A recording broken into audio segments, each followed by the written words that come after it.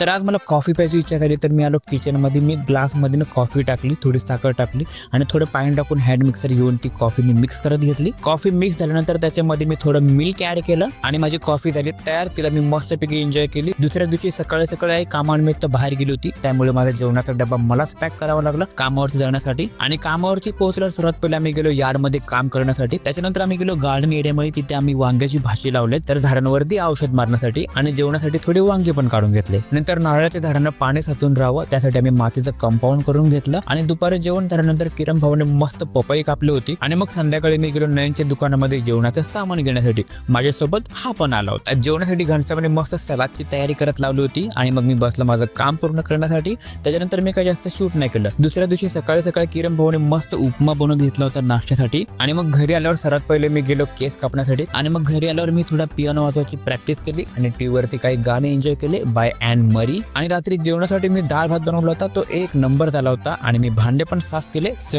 That's how my day went. I will see you guys in the next one.